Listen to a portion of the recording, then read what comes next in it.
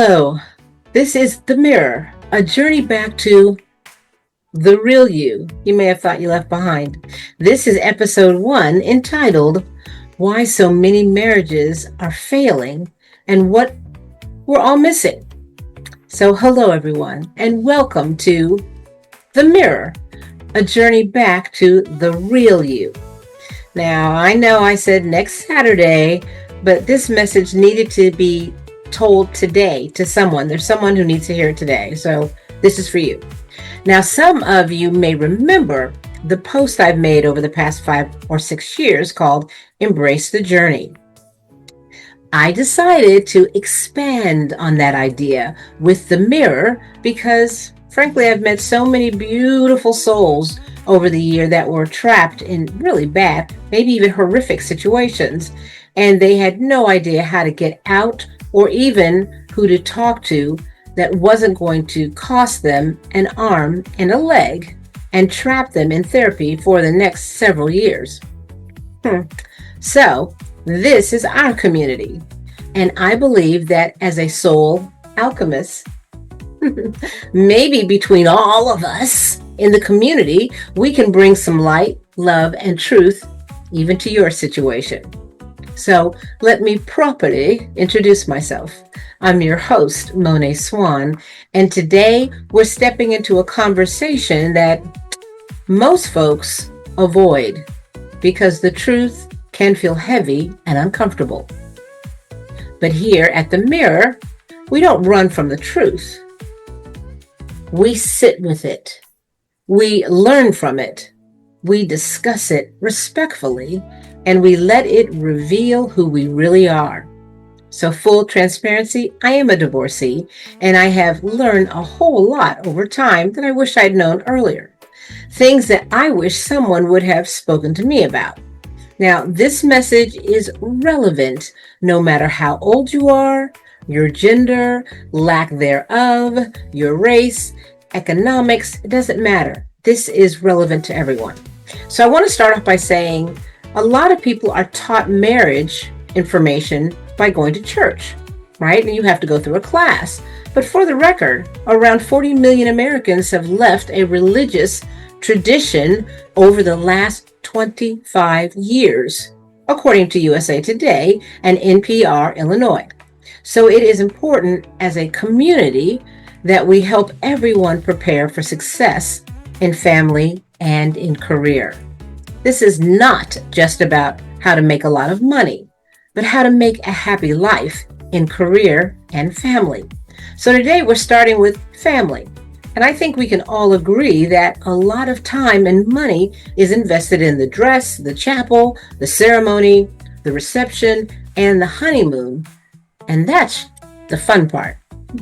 But none of that is as important as the marriage itself. Today's episode is called Why So Many Marriages Are Failing. The 3 things we never learned about the words for better or for worse. So let's get into it. Now, I know you've heard it because I've heard people say marriages today are failing because people aren't the same anymore. But the deeper issue begins with what we are actually teaching our children. We never really taught our boys, and honestly, many of our girls, the discipline of dating, love, and commitment. And to understand that, beautiful women and handsome men are being born every single day. They are not all created equal. And discipline plus time must come before making a decision. And especially that finances, beauty, and romance are not enough to keep a marriage intact.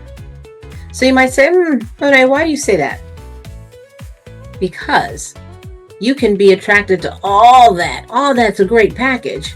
And your relationship may not even last past the first year. But wisdom? That's important. That takes time. Commitment? Sexy. That takes discipline. And a long-term partnership? that requires maturity, the kind that isn't taught in school. So too many young men are told, verbatim, pick someone you're attracted to. Looks good, and figure it out later. But nobody told them every beautiful face isn't built for your journey. Every good moment doesn't mean good character. Every spark isn't worth a lifetime commitment. The lack of discipline creates impulsive choosing. Impulsive choosing leads to mismatched marriages. Mismatched marriages lead to broken homes. Now, not because people are bad, you guys, but because they were unprepared. And let me add this. This is something we never talk about. But honestly, all men and all women are not created equal. We were not all raised the same. But we don't seem to understand that, because people don't just come from the families that you know. They come from history. They come from patterns. They come from what raised them and what broke them. Some people come from broken homes, divorced parents, homes where adultery was normal, domestic violence, mothers who had multiple children from multiple different men, dads that were like papas who were rolling stones. Some came from backgrounds where there was a lot of addiction or alcoholism or poverty. Some had absolutely no stability in the home. Some had families where lying was acceptable and stealing was okay. There were even families where there was no emotional support, no models of partnership or love or family.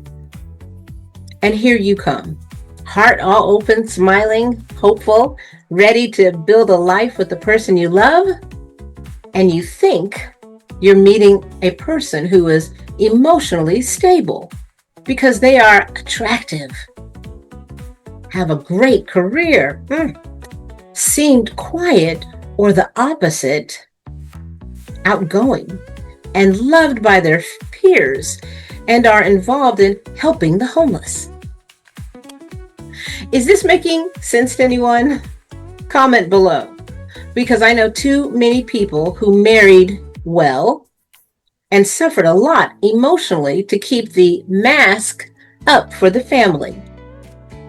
How does this happen, you ask? Well, the person you are attracted to looks so good because you haven't triggered their traumas yet. You're meeting their social and fun side.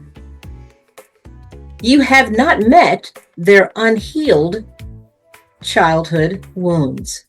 You think you are meeting a happily divorced person, but you haven't seen what a lifetime of instability wrapped in adult clothing can do to harm you moving forward.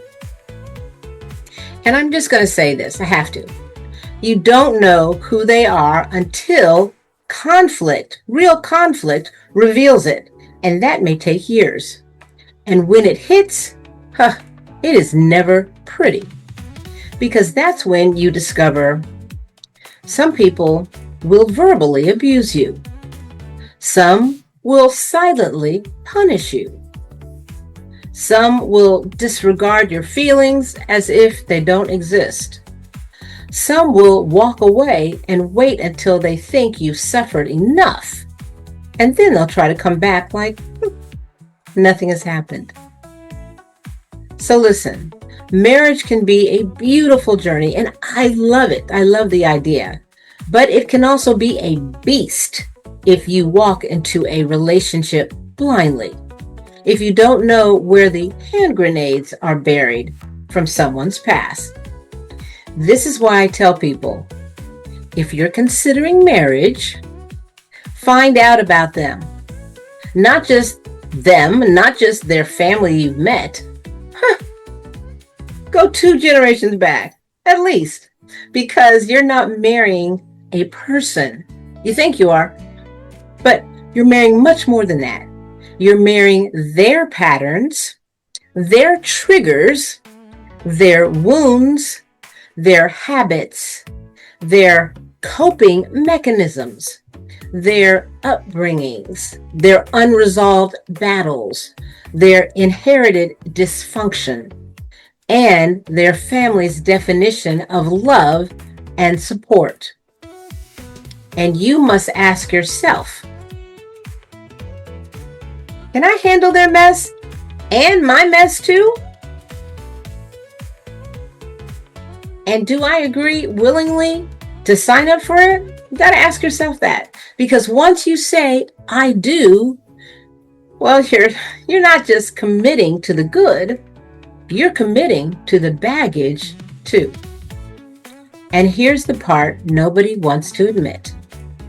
Some manipulators can hide who they really are for years. They mask it with charm, with politeness, with romance, with money, with support to a point, even with consistency until the mask completely drops. And when it does, believe what falls out, you guys. Just like what Maya Angelou said, when someone shows you who they are, believe them the first time. The first time. But these things are not taught in school, but they should be, because outside of your career path, your next long-term commitment is family. And the question I want you to ask yourself is this: are you ready? Have you done your due diligence? Have you had all of the tough discussions? Not just for the wedding, but for the weight of holding up a marriage. Those things are important because the word we never identified in our vows is worse. We stand at the altar and we say for better and for worse. But no one, and I mean no one, ever stops to ask, what is worse for me? Well, what is worse for you? Well, what is worse for us? What does worse even mean in our marriage? So come on, you guys. We don't even define it or try to find it. We speak it out loud in front of others. We don't discuss it. We don't list it. And if we're honest, we don't even prepare for it. So when worse shows up, and it will, number one, it's going to shock us. Number two, it may even break us. And number three, it will blindside us. Why? Because we don't know what worse really is. Is worse for you financial struggle, or mental health battles, or losing a job, losing a parent, intimacy fading, chronic illness, emotional distance, miscommunication habits? And herein lies the challenge: not defining worse. That makes couples unprepared to fight through it, to go through it, you guys. Vows without definition feel romantic and fuzzy warm, but they're not strategic. And marriage, well, it is love, but it is also strategy. So what happens when worse becomes abuse? This is where it gets real. A vow is a commitment. A spiritual one, a moral one, a covenant. But here's the truth. A vow is not a prison. And we have to stop confusing loyalty with suffering. The Bible makes clear that adultery can be grounds for divorce. However, adultery is not the only form of harm in a marriage. So we must ask ourselves, when does worse become abuse? Well, let me tell you what I think. It becomes abuse when you are shrinking to survive. You are afraid to speak. Your spirit is being broken, not built up. Your health is declining because of the relationship. Your purpose is being suffocated. You are always apologizing for things you simply did not do. You lose yourself trying just to keep the peace. The relationship turns harmful emotionally, psychologically, spiritually, or even physically. Commitment is holy, and your safety, your soul, and your purpose, well, those things are holy too. And when divorce happens, there is emotional, spiritual, and financial cost. The covenant breaks. Something in us also breaks. And sometimes it's about grief. Grieving what didn't grow. Grieving what was lost. Grieving what we had hoped for. So here are 3 things that you need to look for to see if this is the right person. Now, these are my personal 3 markers that someone is truly the right person for your life. Number 1, they have discipline, not just desire. Desire says, "Ooh, I want you." Discipline says, "I choose you and I maintain what I choose." Number 2, their character holds steady even when emotions don't. Look at how they act when they're tired, stressed, embarrassed, corrected, or disappointed, because that's who you're really marrying. Number 3, they respect your purpose, not just your presence. The right person doesn't just love who you are today, they make room for who you are becoming. If a person cannot honor your evolution, they cannot walk with you through your journey in this lifetime. So you say, well, okay, that's a lot of stuff, Moné. How long should people date? Well, there isn't one right answer, you guys, but here are some truths I want you to consider. So number 1, long enough to see all four seasons of behavior. People show different versions of themselves when they're going through stress, or if they're in a joyful situation, or if it's conflict, or if it's just doing the same old routine every day, or they're very successful, or disappointment. Well, you need to observe all of that before you say I do. Number 2, you need to wait long enough for conflict to occur and be resolved. No conflict equals no data. Real conflict reveals real character. Number 3, long enough for you to heal before attracting someone else. If you're dating while you're wounded, you'll choose pain instead of purpose. Number 4, long enough for both people to grow separately and together, because a relationship should evolve, not rush. Rushing implies there is something more important than getting to know the real you, or vice versa.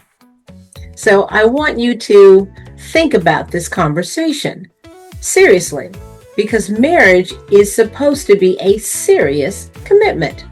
And if you are not sure you can handle the good, the bad, and the ugly, or you don't know what that is, don't do it.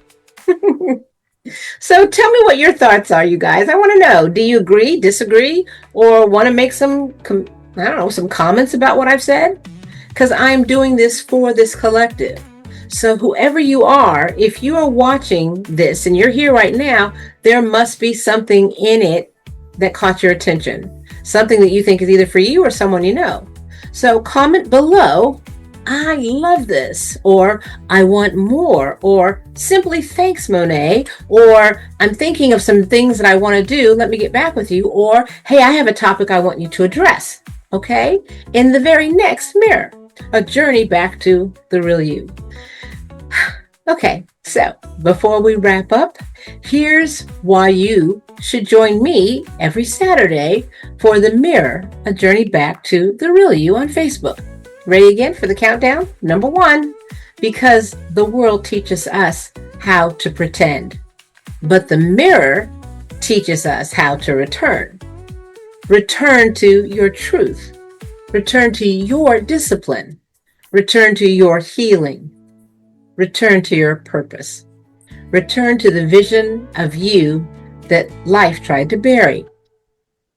Ultimately, return to the person you were created to be, who you love, admire, respect, and support. So come on back here every Saturday and join the conversation right here on Facebook. As we go deeper, we grow stronger. We get real in a safe and protected space. And we journey back to the real you. So share, like, learn, discuss, and connect with us on Facebook, and our community will go live, and I mean live, on the new website, moneswann.life. The site will go live the 12th, like I said, 12th of December. So you guys, I just felt like there were people who needed to hear this message right now. I don't know if they're getting married or thinking about it. Take this home, and if it resonates, listen to it over and over again. Then also leave a like, comment, share your thoughts. I'm excited to start this new journey with you.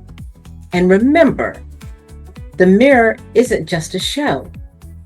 It's a community, and it's a movement, okay? So lean in for more knowledge.